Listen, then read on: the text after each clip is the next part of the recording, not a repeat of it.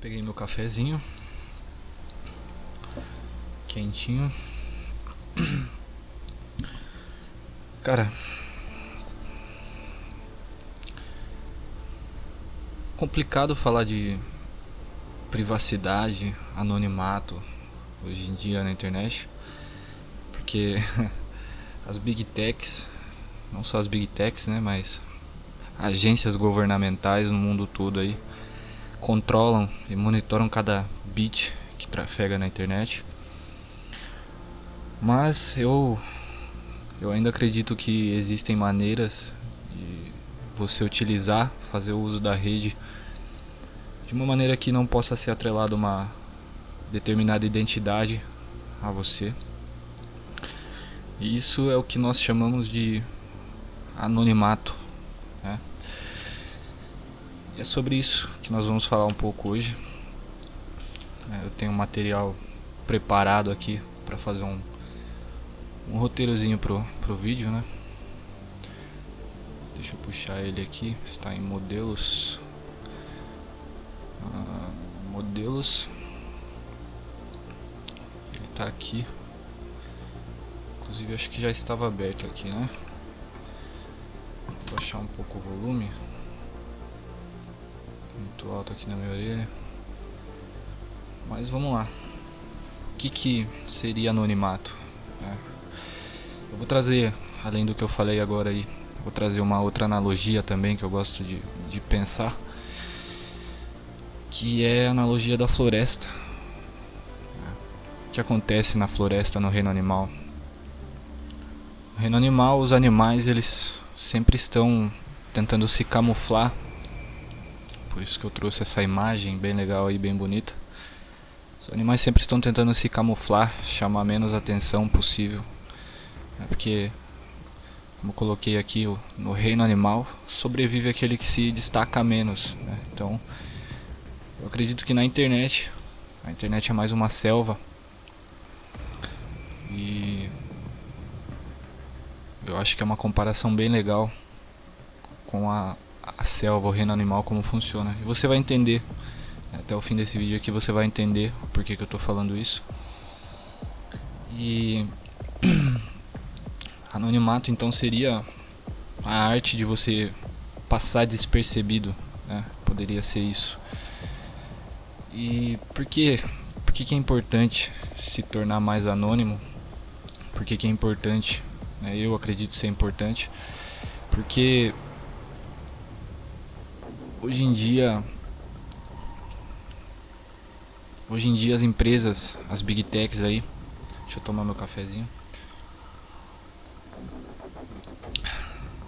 As big techs, as redes sociais que nós utilizamos, as pesquisas que nós fazemos, os conteúdos que nós assistimos, tudo estão sendo monitorados.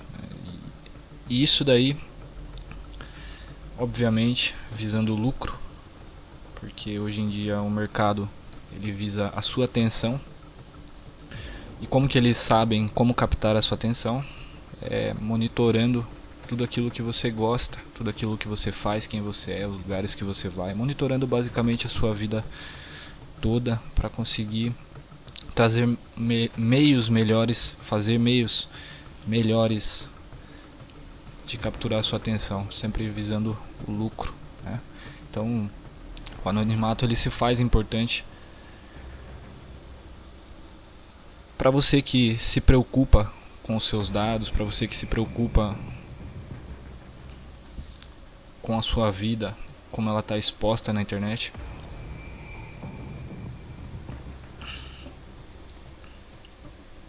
E como eu falei aí, temos o nosso reino animal, que o que vale são as informações que são usadas para capturar sua atenção. E aí surge a pergunta: é possível ficar anônimo? Tem como fazer isso? E eu já coloco aqui de cara para você que não tem como, ninguém pode ficar 100% anônimo. Sempre vai existir um ponto de falha. Sempre vai existir um ponto de falha. Você vai entender melhor o que eu quero dizer com isso ao longo do contexto aqui. tentar fazer você entender um pouco melhor. Nós temos exemplos aí, como o caso Snowden. Se você não conhece, pesquise, vale a pena pesquisar e ver o que aconteceu com o caso Snowden, o que ele nos revelou, né? Que já era sabido por muita gente, já era conhecido por muita gente, mas até então era só teorias. Até que chegou o Snowden e basicamente ele mostra para o mundo todo que as agências americanas elas controlam todo o tráfego na internet, que eles estavam monitorando cada bit que trafegava na internet e estavam monitorando o mundo todo, né? Monitorando a vida dos americanos muito mais, né? Porque no território deles eles têm muito mais controle. Mas basicamente eles estavam espionando o mundo todo, inclusive líderes governamentais aí, até do nosso país. Se você conhece, você sabe do que eu estou falando. Se não conhece, pesquisa lá, que vale muito a pena você entender o caso Snowden. Então, casos como o do Snowden e diversos outros casos de vazamentos aí que já aconteceram, mas o Snowden é o mais notório, né? Eles mostram que as agências governamentais aí, principalmente a americana, eles têm o controle de tudo, basicamente tudo. Cada bit que trafega na internet. Então, não é possível ficar 100% anônimo. Você vai entender por que disso, né? Apesar de eu ver muitos vídeos por aí falando que o pessoal fala muito por aí que tem muita tecnologia que apresentam pra gente utilizar, que vai camuflar você, que vai esconder sua identidade, mas o anonimato, principalmente na web, ele não se dá só nas ferramentas que você utiliza, né? Não se dá só no seu IP, no seu MAC address, nos sites que você acessa, não se faz só nisso, né? Vai muito além disso. Então é isso que eu vou tentar passar para você aqui. Mas, né, já que não tem como ficar 100% anônimo, mas ainda assim existem maneiras, né, maneiras de dificultar o nível, né, dificultar identificar determinada pessoa ao nível de não valer a pena, né? A não ser que você gere muito barulho, seja uma pessoa de muito interesse, né? Aí vão colocar diversos recursos aí pra achar você, se você estiver fazendo merda, é claro, e for uma pessoa que chama muita atenção. Caso contrário, assim, você tem diversas formas de, vamos lá, 99%, mas ainda assim existem meios, né? Não é à toa que aconteceram já diversos casos aí de pessoas sendo presas por cometer crimes através da internet aí, através até mesmo de serviços para anonimato extremo, que eu vou mostrar aqui para vocês também, né? Mas enfim, é possível dificultar, e eu vou falar algumas formas agora aqui para você que nós temos que dá para fazer isso, né? Dá para fazer isso, e do mais básico, do mais simples, digamos assim, até níveis mais complexos aí de como funciona de fato todo o anonimato aí, as ferramentas que a gente utiliza e tudo mais. Então, como, né? Um meio bem interessante, que é uma tecnologia moderna, algo bem moderno, bem recente mesmo, é a Starlink, né? Por causa da forma que a Starlink funciona, distribui internet no mundo. A Starlink, se você não sabe, é uma empresa, né, uma divisão da SpaceX, que coloca uma órbita de satélites aí. Acho que é bem difícil você não conhecer, né? Mas coloca aí uma órbita imensa de satélites ao redor da Terra para conseguir ter acesso à internet no planeta inteiro. Isso já está ativo, isso a gente já consegue comprar. Inclusive é uma recomendação que eu faço para você, se você se preocupa com a forma que os seus dados trafegam na internet, né, e tudo mais. Então o Starlink, porque o que acontece? Os ISPs, que seriam os provedores de internet de fibra, por exemplo, que você utiliza aí na sua casa, que eu utilizo aqui também, os ISPs eles trabalham com faixas de IPs pré-definidas.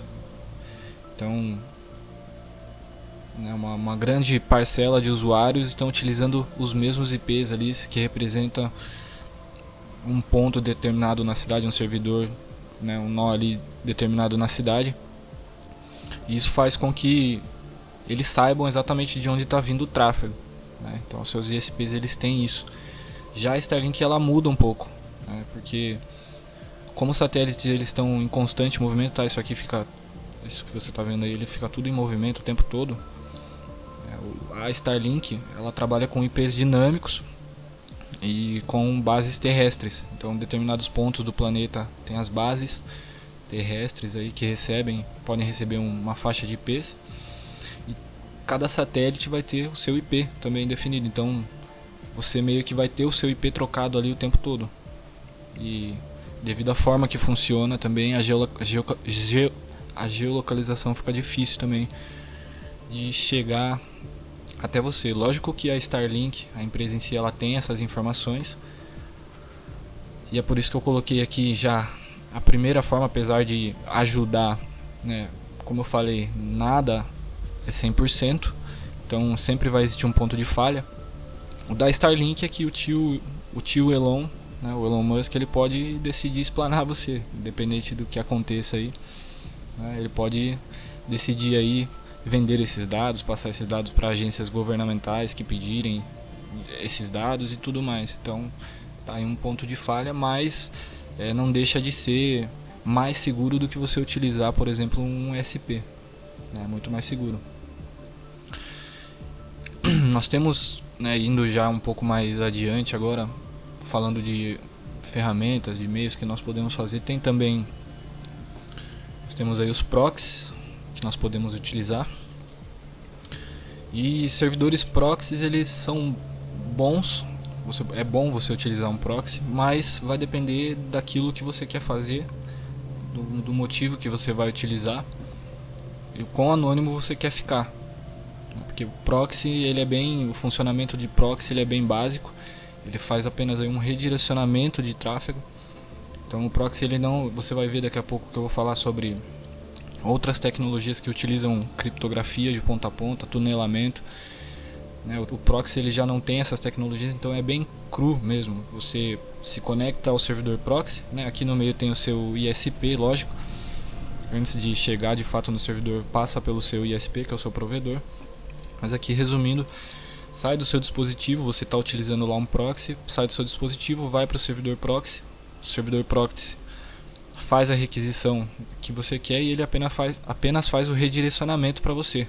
Ele não criptografa essa conexão, ele não faz nenhum tipo de tratamento aqui no servidor para esconder sua identidade, para camuflar, né, o seu tráfego, basicamente, ele proteger as suas informações, né, seu fingerprint ali, sua impressão digital, que vai gerar uma identificação exclusiva para você.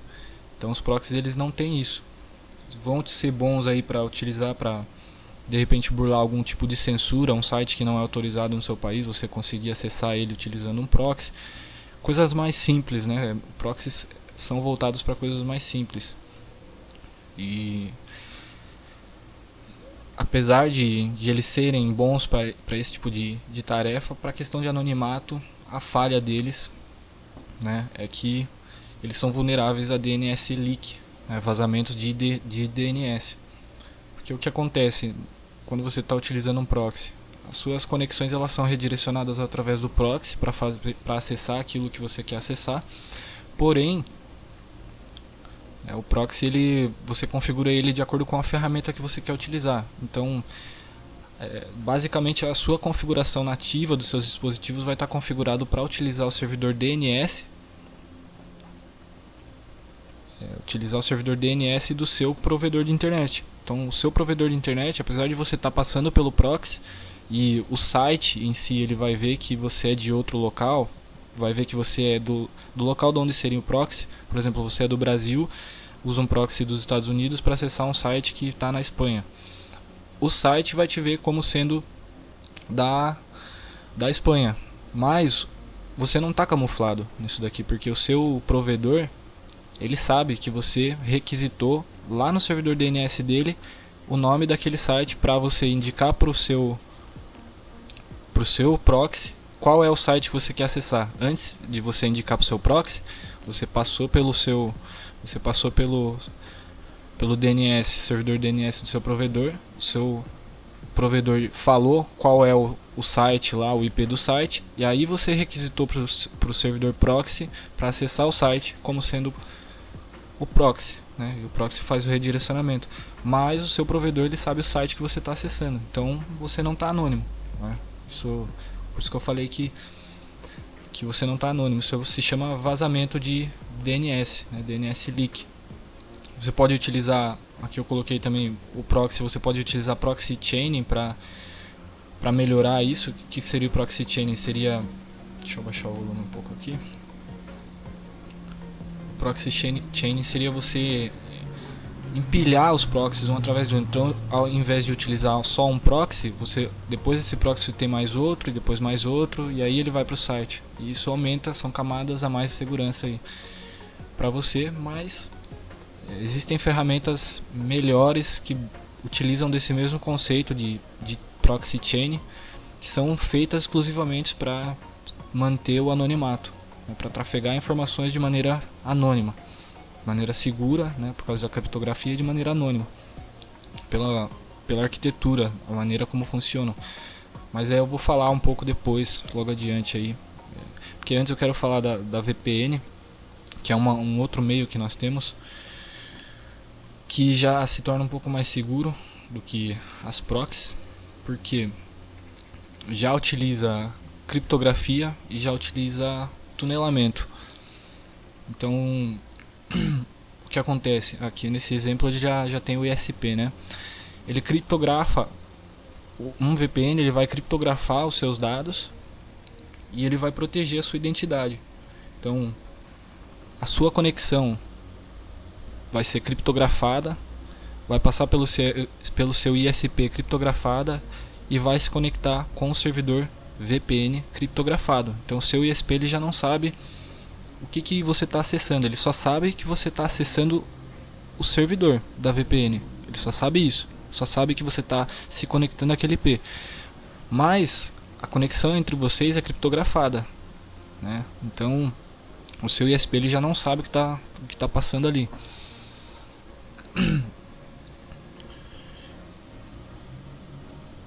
Em sequência, quando você utiliza uma VPN aqui para acessar algum site, o que acontece? Quando eu falei aqui do proxy do DNS leak, lembra que eu falei que antes de você se conectar ao site, você pede qual é o site, o nome do site, o IP do site correto para o seu provedor, para o servidor DNS do seu provedor? Aqui não, aqui você está conectado em tunelamento criptografado com o servidor VPN, e aqui no VPN eles vão fazer um tratamento. Existe todo um tratamento que não existe aqui no proxy. Então ele vai ver onde você quer se conectar, ele vai utilizar um servidor DNS próprio dele, né, dentro da rede da VPN, para informar para você qual que é o IP, ou melhor, para ele saber qual é o IP do site que você vai acessar, e tudo isso criptografado. Então ele mesmo faz a requisição para o site retorna a requisição para o servidor, e o servidor faz um tratamento, ele não faz um redirecionamento, ele faz um tratamento das informações, e através do tunelamento exclusivo com você que está criptografado, ele retorna essas informações para você. Isso daqui garante, né, que se for uma boa VPN, bem configurada, é claro, uma VPN confiável, isso garante que o site não vai saber quem você é, ele não vai ter as informações de qual é o seu dispositivo, de qual é o seu MAC address, ele não vai ter as impressões digitais que comumente vão levar até você, entendeu? Então, são os metadados, ele vai tratar isso e não deixar que isso passe, né? E isso torna uma VPN sim muito segura e excelente de utilizar. Porém, como eu falei, nada é 100% seguro. E qual que seria a vulnerabilidade aí das VPNs? Falando lógico que, contando que a VPN ela não tem nenhuma vulnerabilidade de software, que eu também vou falar mais pra frente, vai um outro universo que nós vamos entrar aí também na questão de anonimato, mas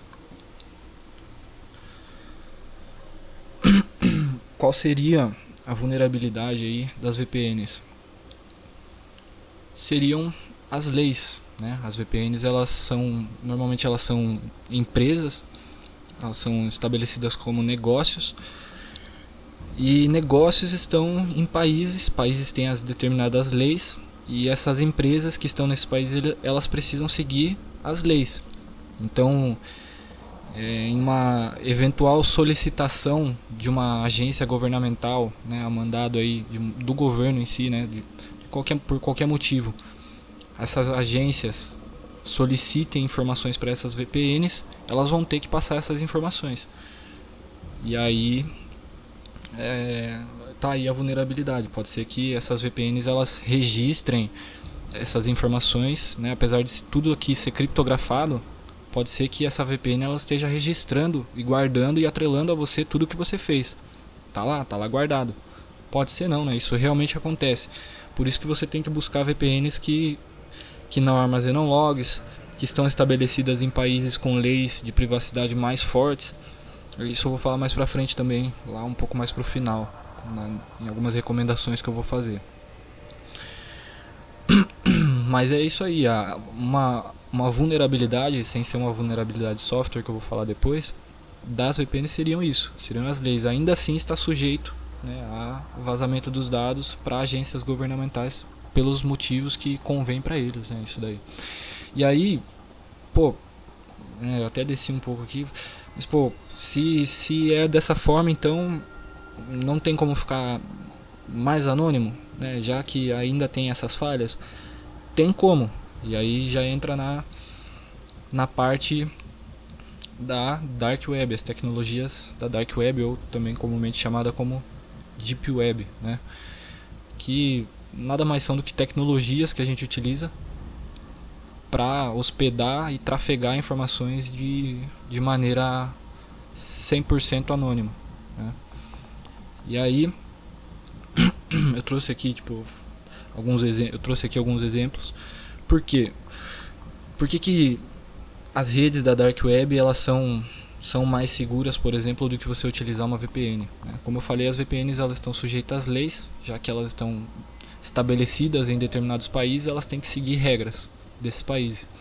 Enquanto tecnologias da Deep Web, da Dark Web, elas já são descentralizadas. Então não existe uma instituição específica, ou uma empresa específica, ou uma pessoa específica, ou alguém específico que controle, que seja dono, entendeu? Porque são descentralizadas. A própria comunidade, você mesmo, uma pessoa comum, pode rodar um nó, e eu vou falar sobre isso, vou explicar tudo isso daqui a pouco, mas você pode rodar um nó da rede você mesmo e ajudar a manter essa rede. Então ela é descentralizada. E ela é feita de uma maneira para que, se determinado nó, ou melhor, servidor, ele caia, outros possam continuar a operação, porque a informação está descentralizada, está mantida aí através dos outros nós. Então você vai entender um pouco mais como que funciona e o porquê que mantém anônimo aí. Tem exemplos aí da utilização de serviços na Dark Web de extremo anonimato aí, que foram utilizados exatamente pelo anonimato que proporciona. Por exemplo, o Wikileaks, que é um site muito famoso. Eu acho difícil você não conhecer, né, a história do Julian Assange, do Wikileaks em si, mas se você não conhece também é outra história aí que vale muito a pena você pesquisar. O Wikileaks é um site onde qualquer pessoa, né, se você tiver informações relevantes, se você quiser divulgar informações relevantes, né, sobre alguma coisa, você pode entrar em contato lá com a equipe. No caso era o Julian Assange, né? Não sei se ainda, não sei em que pé que tá isso, se ele foi preso, se ele não foi, acho que ele foi preso, não me lembro. Mas você poderia divulgar essas informações, teoricamente divulgar essas informações aí no Wikileaks. Já aconteceu isso diversas vezes ao longo da história. Se você pesquisar a história do site, os vazamentos que tiveram, inclusive do Edward Snowden, é uma história que entra em conjunto aí. Foram utilizados do Wikileaks para vazar. Os próprios documentos, se eu não me engano, que o Edward Snowden vazou, foram para o Wikileaks e tudo mais. Porque proporciona, né, a rede da Dark Web, ela proporciona esse anonimato. Isso utilizando para casos como o bem, e também tem o outro lado, né, que é bastante utilizado para o mal também, como tudo na vida tem os dois lados. Eu trouxe um outro exemplo aqui que seria o Silk Road, que foi, ou melhor, né, foi o maior mercado aí de drogas, acho que drogas e serviços de hacking, né, esse tipo de coisa assim que tinha lá, cartão, esse tipo de serviço que tinha lá, mas foi o maior mercado ilegal aí na Deep Web. E é um outro exemplo aí do porquê eles utilizavam, né, o serviço da Dark Web, porque proporciona, né, esse anonimato. Mas lembrando que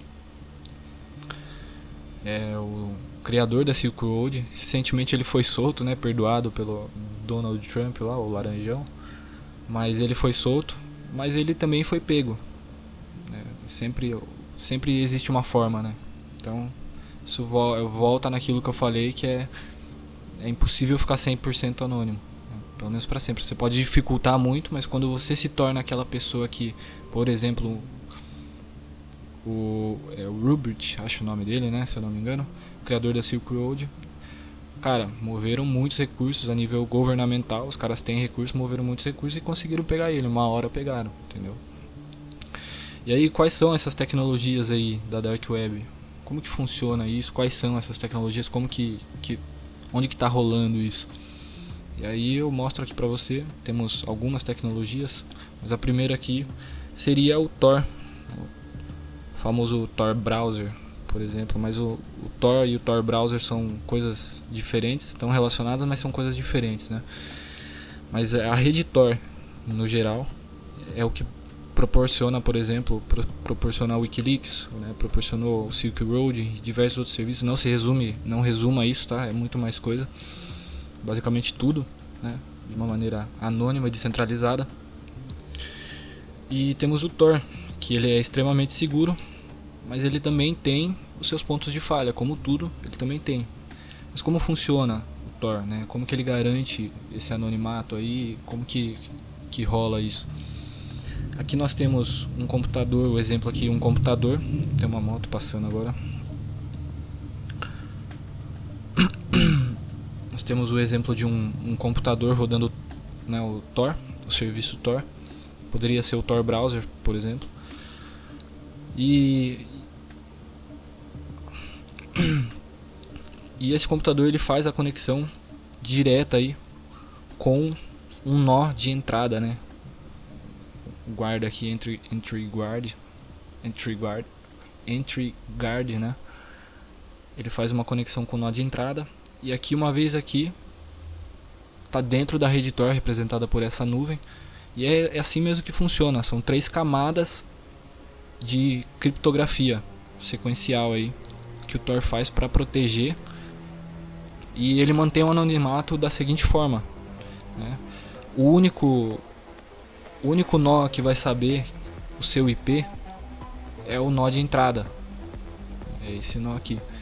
Porém, esse nó aqui, ele não sabe o destino final para onde está indo, ele só sabe qual é o próximo nó. Então ele se conecta a esse nó por sua vez criptografa também, mais uma vez. Ele só sabe quem é o nó da onde veio, e ele só sabe qual é o nó para onde ele vai. E isso acontece mais uma vez, que seria o relay de saída, né? O relay de saída, o nó de saída, que é um nó que faz a conexão com o servidor de fato, né? E aí, por isso que o Tor, ele vem de... O Tor, ele... Por isso que é essa maneira aqui, esse funcionamento de rede, ele se chama roteamento por cebola, né? Onion Routing, porque ele vai criptografando em camadas, e cada camada ela não sabe da onde é que está vindo, quem é que está solicitando, ele só sabe qual é o próximo nó, qual é o próximo pulo, né? Até chegar no servidor. E o Tor, ele faz esse caminho de volta, depois fazendo a mesma lógica, ele segue na volta até chegar em você, né? E aí o que acontece? Quais são os pontos de falha, né? O ponto de falha aí do Tor, da rede Tor, seriam vulnerabilidades aí no controle dos nós de entrada e de saída. Tem até um trecho de uma série muito legal aí, né, do Mr. Robot, vale a indicação aí, vou pôr esse trecho. Então quem controla o nó de saída controla tudo, controla a rede, controla o tráfego, né? Por quê? Porque se, por exemplo, uma agência governamental tiver controle do nó de entrada, ela estiver rodando o nó de entrada e o nó de saída, e isso é bem improvável de acontecer pela quantidade de nós e tudo mais, mas é possível fazer isso. Inclusive tem diversos assuntos sobre isso na internet que rolam sobre isso. Você pode pesquisar depois sobre as agências rodando Tor, nós do Tor, da rede Tor aí para monitoramento, para de-anonimizar as pessoas. Mas se uma agência, uma determinada agência tem o controle do nó de entrada e do nó de saída, eles conseguem fazer a assimilação com as informações, ele consegue fazer a assimilação, apesar de ser tudo criptografado, né? Eles não conseguirem ver o que de fato tem ali, o que você estava fazendo. Eles podem atrelar os comportamentos que foram feitos aqui no servidor com os comportamentos que foram solicitados por determinado cliente Tor. Então eles poderiam identificar você, inclusive já tiveram casos disso acontecendo, né? E também outro ponto de falha aí no Tor seria o potencial de censura nos nós de saída, né? Os nós de saída do Tor, eles são fixos, são servidores que são configurados como nós de saída especificamente. Então eles são conhecidos e os governos eles podem censurar esses nós de saída para que você não consiga acessar nenhum servidor dentro da rede Tor ou fora da rede Tor. Você não possa utilizar a rede Tor para o propósito dela, que é acessar a Surface Web de maneira anônima, né? Tem aqui no iceberg a Surface Web, que é a internet comum que a gente acessa. Aqui embaixo do iceberg seria todo esse mundo de criptografia e nós e tudo mais. O Tor ele foi projetado para você conseguir acessar essa parte aqui da internet de maneira anônima. Ele tem os serviços que rodam dentro da própria rede, que são os serviços Onion, site.onion que você acessa, mas ele foi projetado para você ter acesso a isso aqui, a essa parte aqui de maneira anônima, né? Então, para acessar essa parte aqui, existem os servidores específicos que são configurados para fazer essa saída, né, e esse retorno de informação para a rede Tor de maneira segura, né, que garanta o anonimato. E esses servidores eles são chamados de nós de saída, exit relays, né? E os governos eles podem, como esses nós são fixos, os governos eles podem identificar o IP desses nós e bloquear. Então quem está tentando utilizar a rede Tor em determinados países pode não conseguir porque está sendo bloqueado pelo governo aí esse nó. E aí é por isso que eu coloquei aqui o uso de bridges, porque entram as bridges, né? O que acontece com as bridges? A bridge ela entra no lugar do nó de entrada. Por quê? Porque as bridges elas são servidores de entrada aí. São servidores de entrada que não são conhecidos ainda, não são publicados, então não podem ser bloqueados ainda, porque os IPs não foram divulgados ainda. Tanto é que a forma de você conseguir uma bridge, você tem que mandar um e-mail, tudo mais, vai ter um retorno, ou você pode acessar diretamente o site lá e solicitar uma bridge. Existe uma maneira para fazer isso, que vai vir um IP que ainda não foi divulgado, e que esse servidor ele é configurado para parecer um serviço comum, um serviço conhecido. Então ele camufla isso daí e acaba camuflando do seu provedor, por exemplo, que você está utilizando a rede Tor e acaba quebrando essa censura, né? E aí nós temos também uma outra tecnologia dentro da Dark Web, da categoria de Dark Web, né? Que seria o I2P, que já é uma tecnologia um pouco diferente, ela funciona de uma maneira um pouco diferente da rede Tor.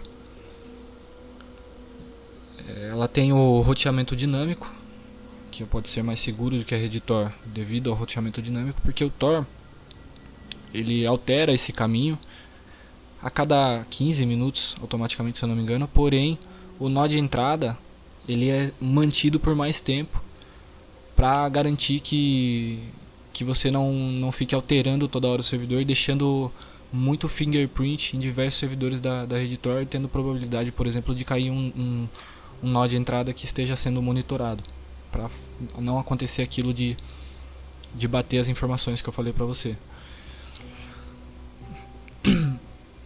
Então, o Tor, apesar de ele ser bem seguro, ele tem esses pontos de falha, né, que com muito incentivo ali, muito recurso, podem ser sim explorados, já foram explorados algumas vezes. E aí o I2P ele entra meio que entre aspas aí para resolver isso, que não é uma tecnologia de substituição, e sim uma tecnologia diferente, uma forma diferente, né, pensada diferente. O roteamento dele é dinâmico. Então, se você olhar aqui no exemplo, tem aqui o seu dispositivo, né?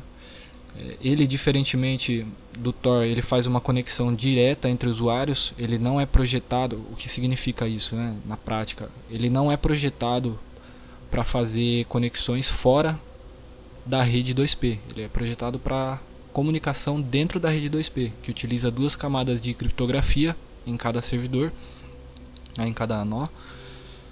E ele não é projetado igual ao Tor para acessar a Surface. Ele é projetado para comunicação segura entre usuários dentro da rede I2P.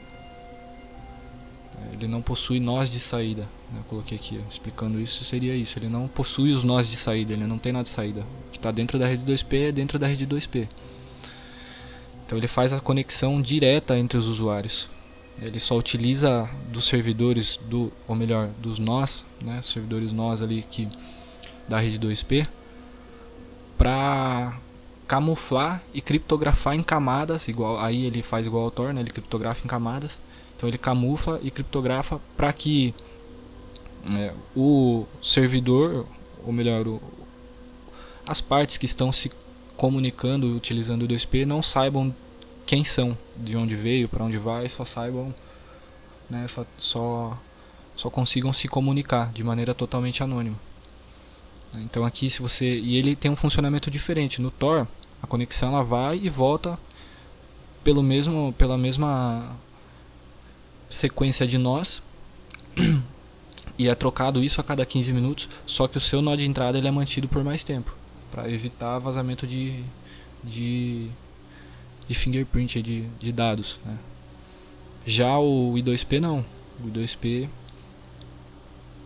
o seu dispositivo ele conecta, ele faz a solicitação de maneira criptografada já dentro da rede, criptografada para um nó. Esse nó pega um outro nó aleatório, que por sua vez pega um outro nó aleatório, que por sua vez pega outro nó aleatório, que vai até o servidor, né, a outra parte, seja um servidor, seja uma comunicação, seja lá o que for, né, o que o usuário está tentando acessar.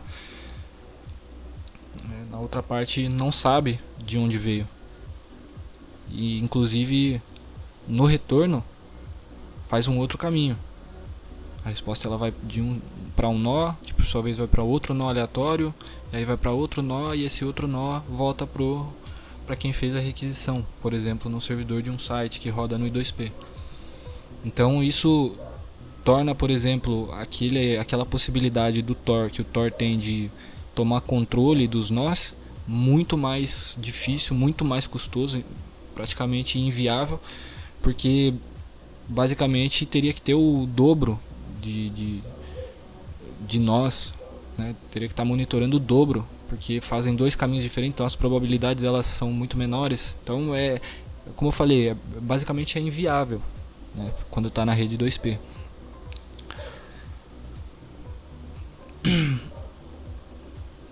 E aí existe também, e aí aqui eu falei até agora aqui de tecnologias que nós podemos utilizar, né? Diversas tecnologias aí que nós podemos utilizar.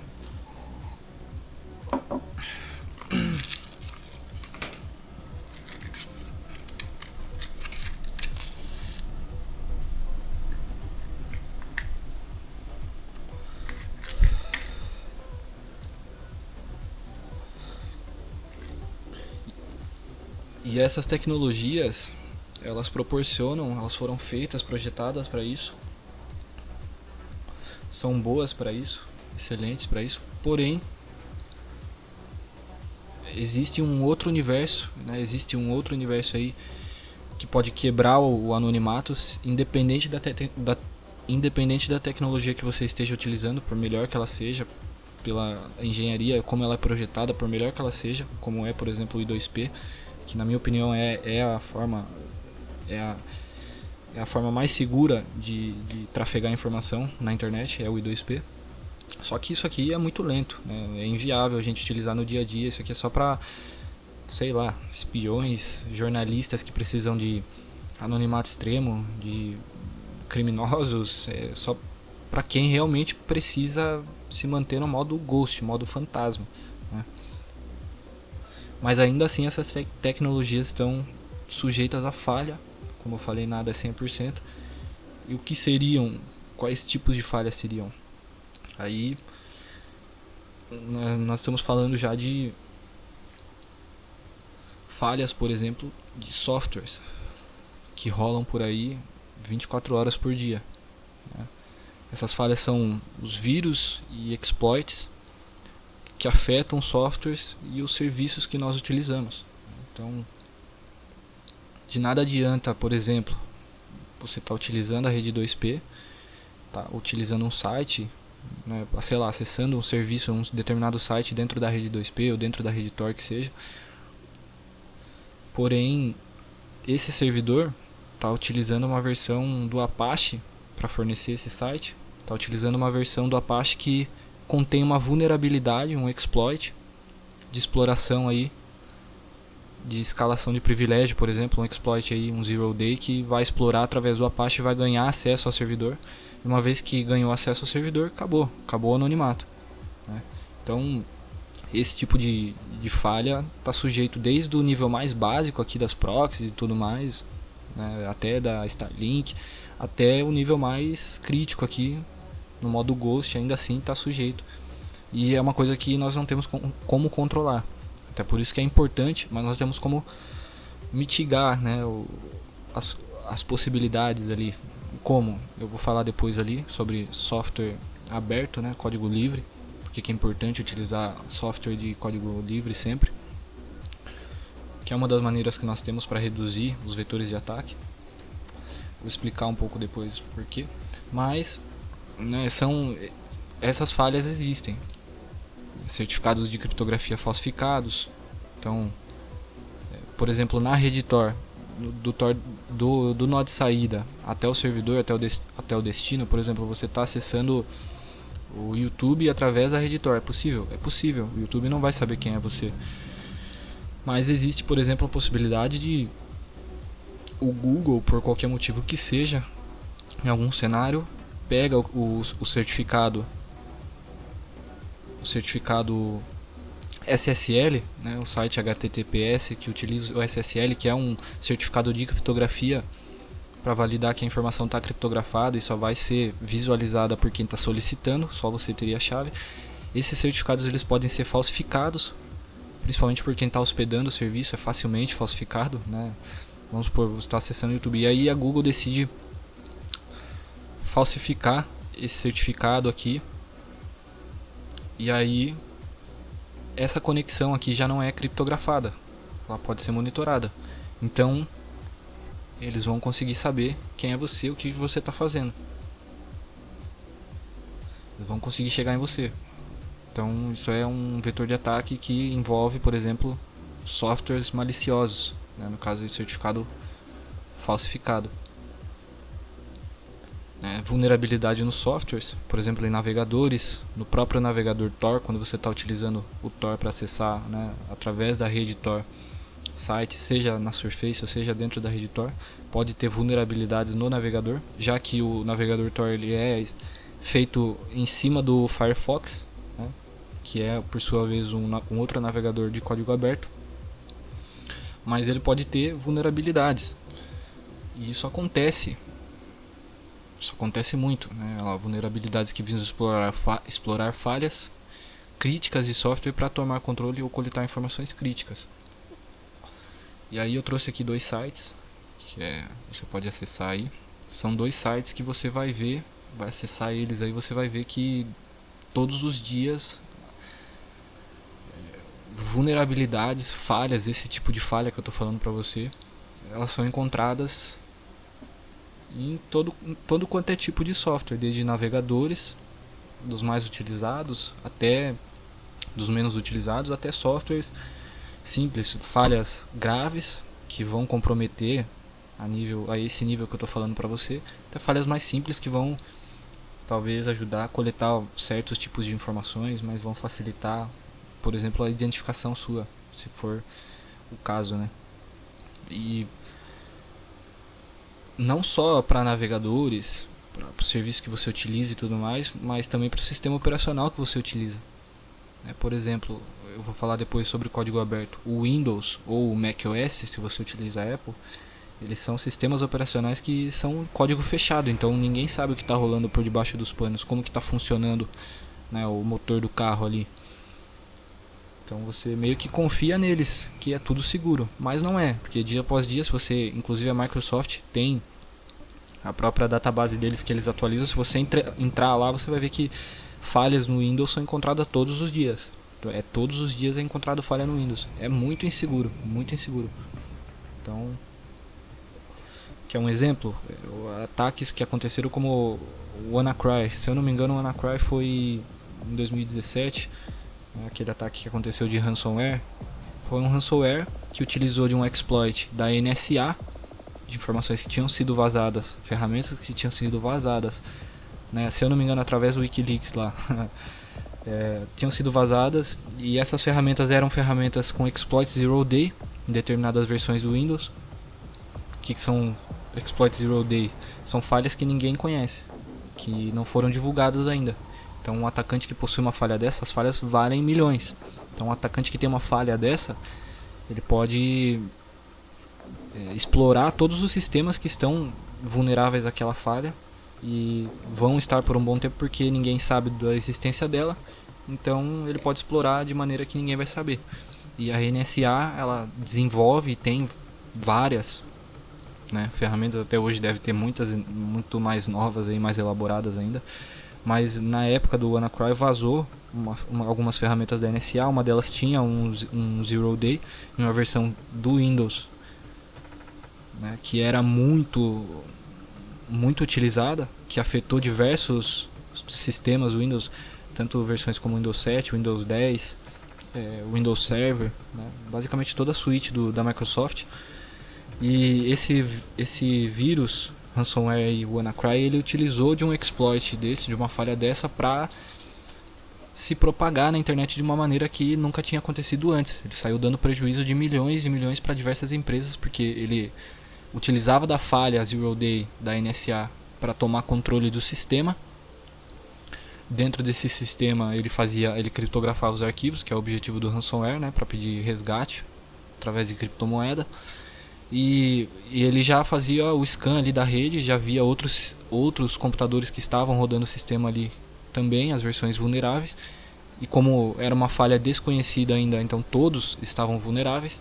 E ele foi se propagando de uma maneira que nunca foi vista antes. Então isso é um exemplo do que pode acontecer. Esse tipo de falha pode de-anonimizar você, trazendo para o nosso contexto aqui de anonimato, né? Pode existir uma falha aí que está sendo explorada, que explora o Tor browser, que explora o seu sistema.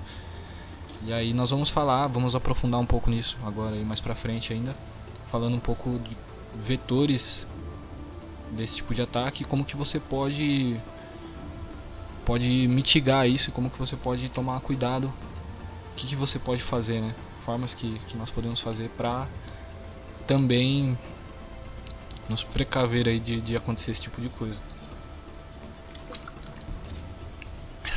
Vou tomar água aqui.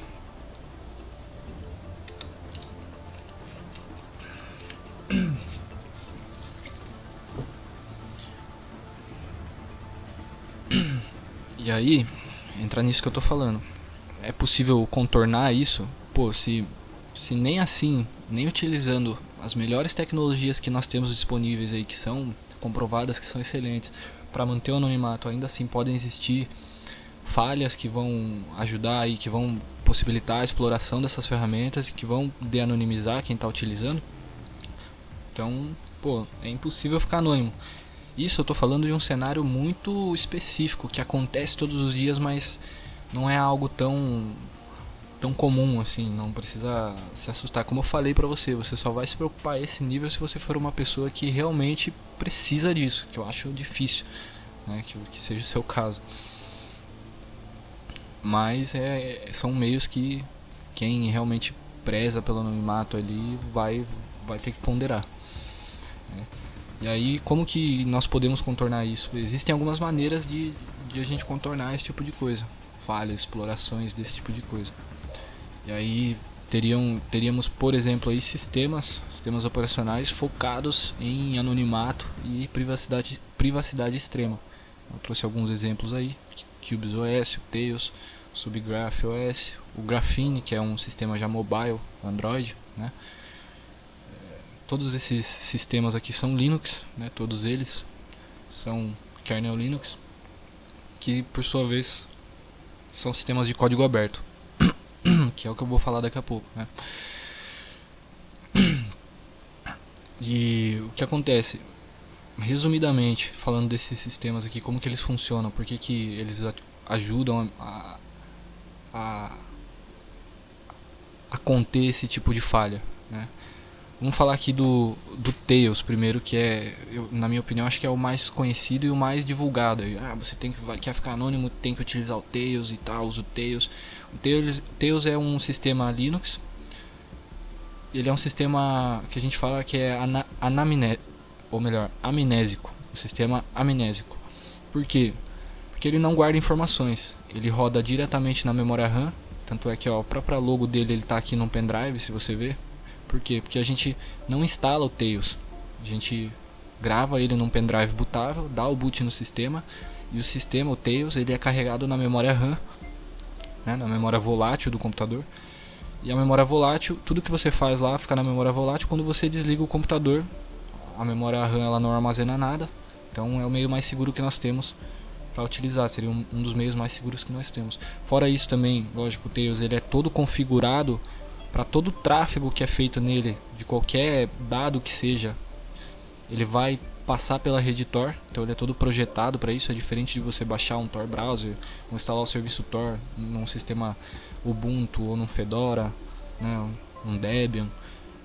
Esses sistemas eles não são tão configurados, tão preparados quanto o Tails, por exemplo. Pode ser que você manualmente configurando esses serviços aí, você deixe passar algumas configurações que vão acabar expondo você na internet. Você não vai passar pela rede Tor ali. Então esse sistema ele é feito justamente para isso. Ele não armazena nada, porém ele tem um modo de persistência, né? Se você tiver um pendrive que tem armazenamento suficiente para isso, você pode ter o sistema, né, o diretório permanente, né, armazenamento permanente ali, que você consegue guardar informações, arquivos e tudo mais em uma partição nesse pendrive. Ele cria uma partição nesse pendrive definida, o tamanho é definido por você. Ele cria essa partição e criptografa ela. Então seus dados eles ficam seguros ali. Mas até a criptografia entra nisso daqui, né? Já aconteceu já de bibliotecas de criptografia, algoritmos ficarem obsoletos e terem falhas e terem que ser atualizados, por exemplo. Mas isso também é algo muito específico. Muito específico mesmo. Não é tão simples assim. Pode ficar tranquilo. E aí nós temos também, ou melhor, antes de falar do Cubes, porque o Cubes ele é um outro universo, ele é um outro propósito. Antes de falar dele, eu vou falar também do Subgraph OS, que atualmente eu tentei testar esse sistema recentemente, só que ele não está disponível para download. Então, onde eu sei, ele estava na versão beta, ficou disponível por um tempo, mas foi removido, não sei por qual motivo exatamente, mas não consegui instalar ele, não consegui pegar ele para testar. Mas, estudando um pouco sobre ele, eu vi que ele funciona com um sistema de camadas de proteção, né? Ele trabalha com sandboxing, né? Isolar os serviços e tudo mais. E ele tem diversas camadas aí de proteção para esse tipo de vetor de ataque, para se acontecer alguma falha em algum software específico. Esse software está em sandbox, então ele não vai ser afetado, ele não vai afetar o sistema nativo, né? Porque ele está isolado. Ele funciona mais ou menos dessa forma. E aí tem o Graphene OS também, que é um sistema para Android, sistema mobile, que é um sistema em inglês, o termo é de-googled, se eu não me engano, né? Ele foi retirado tudo relacionado ao Google, porque o Google ele é uma big tech, como eu falei lá no começo, elas estão monitorando cada byte que trafega na internet. Então o Google, o sistema Android ele é da Google, então apesar de ele ser open source, quando você baixa o código fonte do Android, ele vai ter diversas relações, diversos processos que vão fazer requisições com serviços da Google. Então o Graphene OS ele foi construído de uma maneira que foi retirado tudo relacionado a Google do sistema. Então ele é um sistema de Google, né, que a gente fala, de Google. Você pode pesquisar sobre ele aí também, se eu não me engano, ele é só para Pixel, Google Pixel, né? Mas ele tem alguns forks aí, algumas custom ports aí que a gente consegue fazer com GSI aí, com o projeto Treble. A gente consegue utilizar em outros dispositivos, mas eu não fui muito a fundo a isso. Mas você pode pesquisar, mas basicamente é um sistema aí que vai manter também, ajudar você a manter mais o seu anonimato, já que não vai ter tudo que é da Google ali monitorando você no seu sistema, né?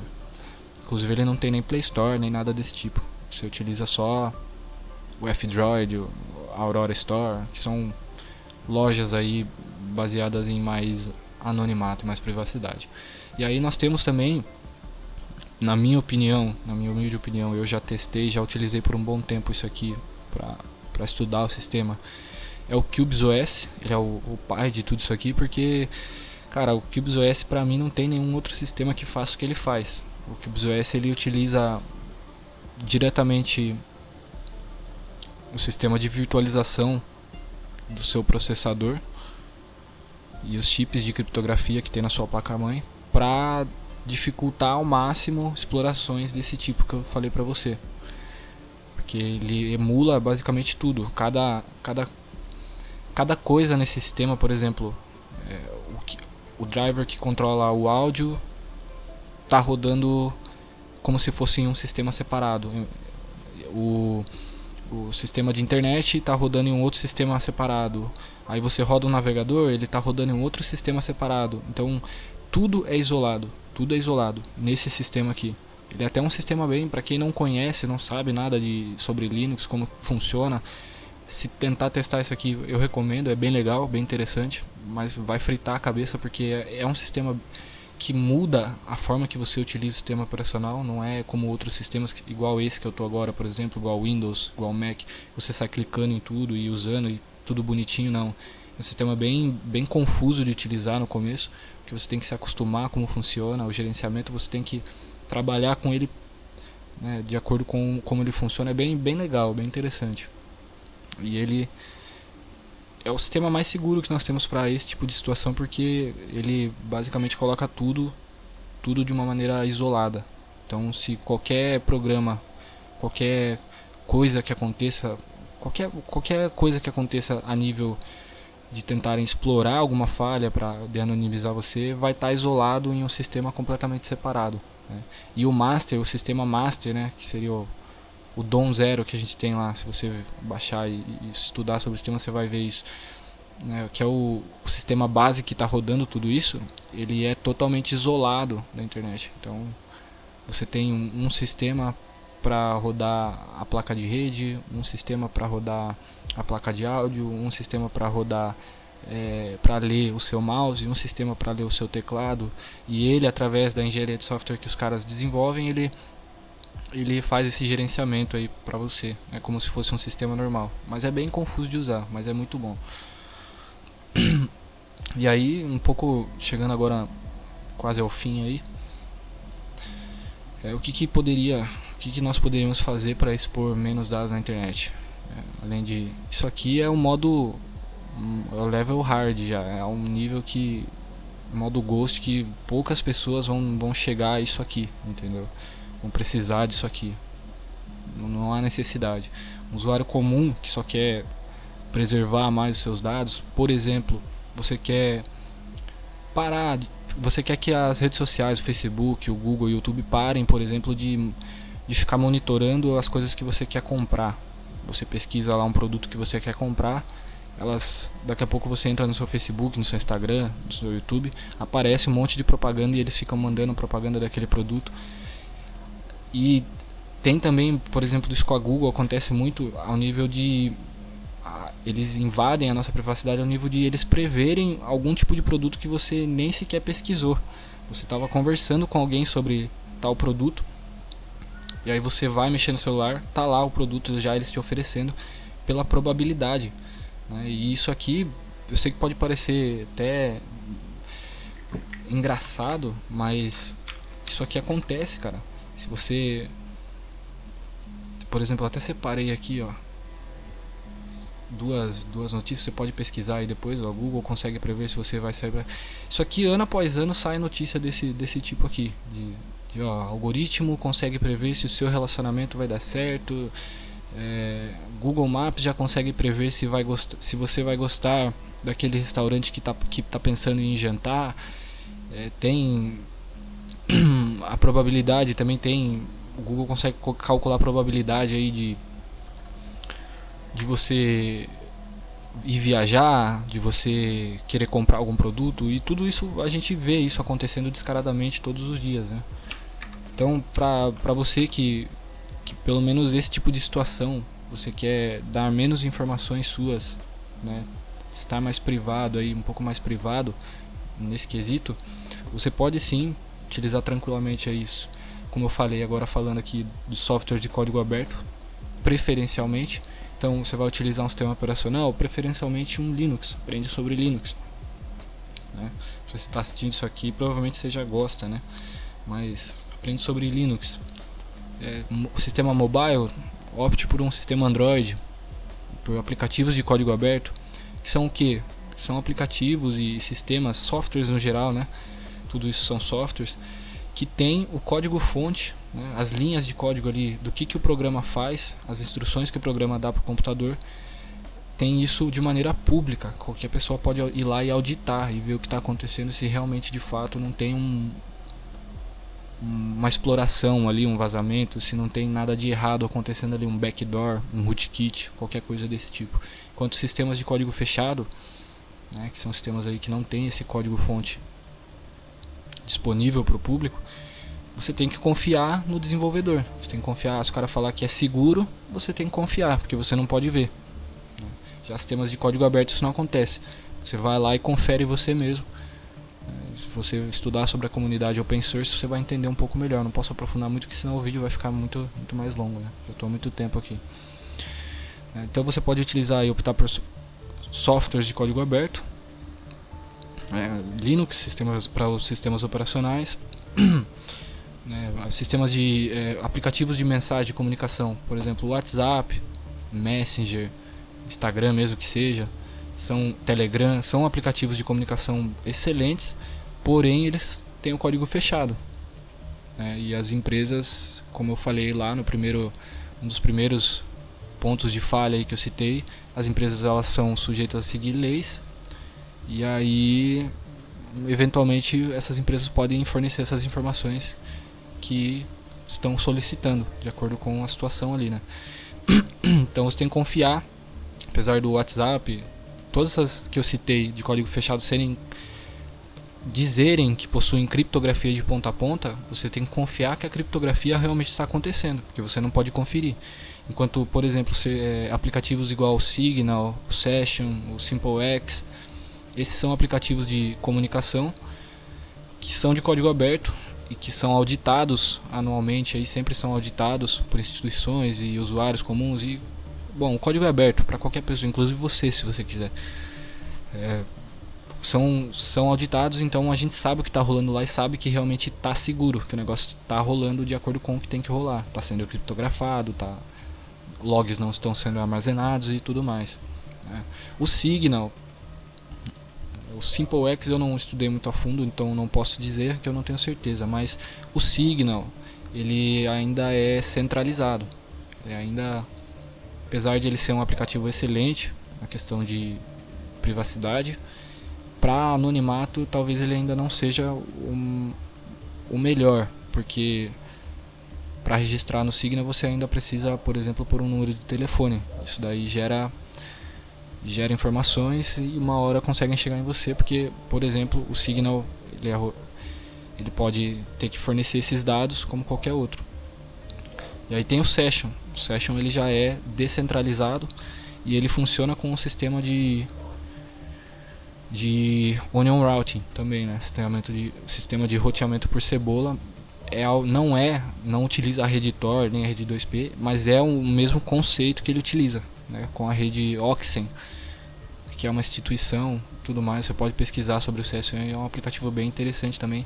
E o Session ele já é focado não só em privacidade, mas também em anonimato, porque o Session ele não precisa de fornecer nenhum dado para cadastrar. Ele utiliza sistema de blockchain, então ele gera um identificador único com palavras de recuperação, igual é, por exemplo, o Bitcoin. Ele gera lá algumas palavras que você armazena, e essas palavras são o único meio que você tem para recuperar a sua conta, né? Então o Session é bem interessante, você não precisa fornecer nenhuma informação.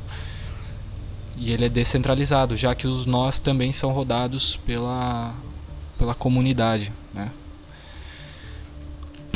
Temos também aí o uso de VPNs, faça uso de VPNs confiáveis. E confiáveis eu coloquei entre aspas, devido a sempre ter um vetor de falha, né? Um ponto de falha, como eu falei. E aí tem aqui a recomendação, por exemplo, da Proton VPN, da Muvad VPN, né? A Muvad é paga, eu não conheço tão bem, né? Por isso que eu só citei ela aqui, mas ela tem bons relatos, digamos assim, né? Ela aparenta ser confiável. E tem a Proton VPN também, que tem sede na Suíça, que volta naquilo que eu falei lá no começo, que as VPNs elas têm um ponto de falha que são as leis dos países, então é importante você ver onde a empresa que fornece a sua VPN, onde ela está estabelecida. No caso da Proton, ela está estabelecida na Suíça. E a Suíça, não sei se você sabe, mas a Suíça ela tem as leis mais robustas, aí, mais seguras do mundo em relação à privacidade de dados. Não é à toa que existem aí os bancos suíços, por exemplo. O pessoal vai lá investir nos bancos suíços, porque eles garantem anonimato ali, eles garantem que as suas informações não vão ser divulgadas, e eles têm leis bem robustas dentro do país para isso. Por isso que a Proton VPN ela foi mudada, mudou a sede dela lá para a Suíça, justamente por causa das leis de proteção de dados. E a Proton VPN e a Muvad VPN são VPNs que supostamente não armazenam logs e tudo mais, não armazenam informações. Mas eu sinceramente não acredito nisso. Mas devido a Proton VPN estar com sede na Suíça, ela é uma das VPNs mais blindadas aí, digamos assim, dentro do possível. Para você que deseja utilizar tecnologias como Tor, como I2P para acessar a Dark Web, não adianta nada você utilizar esses serviços, mas ter o mesmo comportamento dentro dessas redes, ter o mesmo comportamento que você tem fora da rede, ou acessar os seus dados, as suas credenciais, serviços com os seus dados através dessas tecnologias. Não adianta de nada, por exemplo, você estar usando o Tor, mas acessar a sua conta do Google. É possível? É possível, mas você vai ser identificado na hora, entendeu? Então você tem que separar as atividades aí. Se o propósito é anonimato, as suas ações, as coisas que você pesquisa, as coisas que você, a forma que você escreve e tudo mais, dentro da Deep Web devem ser separadas das atividades que você faz, o comportamento que você faz na Surface, né? Porque isso pode ser utilizado para de-anonimizar você também, né? Na questão do seu computador aí, do seu celular, o que você pode fazer também é não permitir que aplicativos, softwares no geral, acessem dados desnecessários, tipo no seu celular, por exemplo, contatos, sua câmera, né, seus arquivos, acesso a alterar arquivos. Só permita esse tipo de coisa quando realmente for necessário, né? Você souber o que você está fazendo ali, de preferência, né, para tomar mais cuidado. Em sites aí, no seu computador, nessa questão aqui de permissões, no seu computador você pode desativar logs, por exemplo, envio de logs automáticos no sistema operacional que você utiliza. São coisas que você pode fazer aí para melhorar, né, sua privacidade. Não aceite todos os cookies de site que você visita. Acessou um site aí que você não vai logar nele, que você não vai, é só um site que você está acessando temporariamente e já vai sair dele, não aceita cookie, né, para não ter nenhum tipo de informação armazenada, nenhum tipo de comunicação feita ali entre o seu PC e o site. E utilize aí navegadores que tenham foco em privacidade. O Google Chrome ele é o melhor navegador que existe, só que para privacidade ele é o pior, porque ele é da Google. Então, se você abrir aí, por exemplo, o seu Wireshark e ver as requisições do Google Chrome, ele tem uma enxurrada de conexão o tempo todo com os servidores da Google. E aí o foco seria você utilizar servidores também de código aberto, focados aí em privacidade. Por exemplo, o Brave, LibreWolf ou Mullvad também são alternativas boas aí, código aberto, que são focadas em privacidade. E eu não citei, mas tem também aí mecanismos de buscas, né?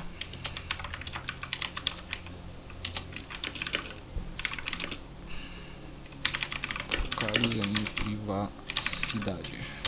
Mecanismos de buscas focados em privacidade. E aí entra também, ao invés de você utilizar o Google, por exemplo, você utiliza o Brave Search ou o DuckDuckGo, né?